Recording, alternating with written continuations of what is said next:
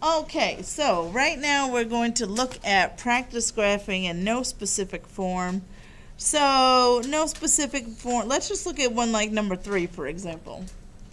Okay, so this one, this is not in slope-intercept form, it's not in point-slope form, it's not in standard form. So what am I supposed to do? You can always make an input-output table if you wanted, but we have better options than that.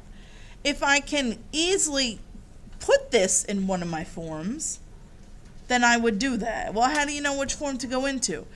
Actually, we can cut our choices down to just 2. You're never going to rewrite something into point-slope form. So that's out, because would have to have a point on a line, so I'd have to do more work. So we're not going to do point-slope form. So I'm either going to rewrite these into standard or slope-intercept. Well, if I'm looking at number 3, right, remember slope-intercept is y equals mx plus b. I'm looking at this and I'm like, yeah, it would be really easy for me to get this in that form. All I need is to have y all by itself, and then I'm pretty much there. Right? So, here's y. Right now it's positive, so I could subtract y to the other side, but then it would be negative. You can. It's not wrong, but I always like to keep my y positive. So instead of moving the y, I have to get it by itself. So why don't I just subtract these 2 things to the other side? I'll minus the 6x and I'll add the 2 to the other side, and then I'll leave my y positive, and then these 2 things are on the other side, and I'm good to go. Right? You with me? Does that sound like a plan? I also don't like writing the y on the right hand side, so I'm just going to write it on the left. So on one side I'll have a positive y, and now I'm going to minus the 6x over, and I'm going to add the 2 over. That's it. Now I'm in slope-intercept form, and I know how to graph that. How would you? Where do you start?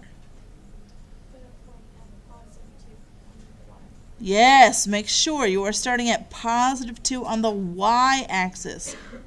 Never, ever, ever start on the x-axis. Ever. When you're graphing slope-intercept. Okay?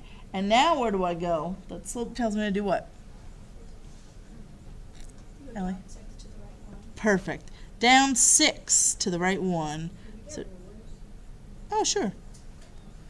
If you want one, come on up and grab one. So there is your very steep line for that. And you're done.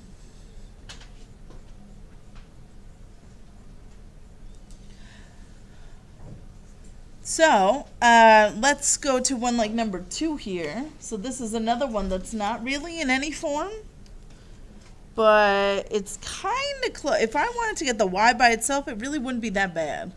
What would I have to do to get the y by itself?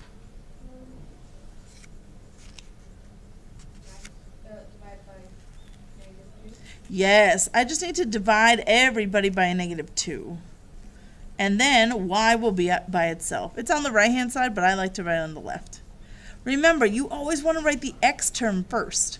So what will negative x over -2? First of all, is that a positive or a negative? Positive. And then how am I going to write that over here? Well, okay, you can write x over 2, but we're used to having a number and then the x. So, yep, Kaylee? You'd be right, except I want positive. Right, because I have a negative over negative? Yeah, so I want a positive 1/2 and then the x. X over 2 and 1/2 x are the same thing, right? We just like having a number and then the x, because that number is my slope. So now I have y equals 1/2 x, and then I just have -10 over -2. What's that? Positive 5. And I'm good to go.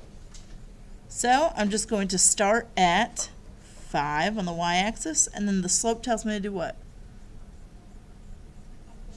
Up 1 over 2. Correct. If I run out of room, what can I do instead?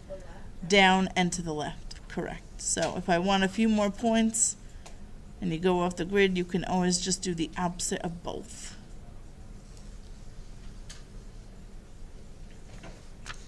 Okay.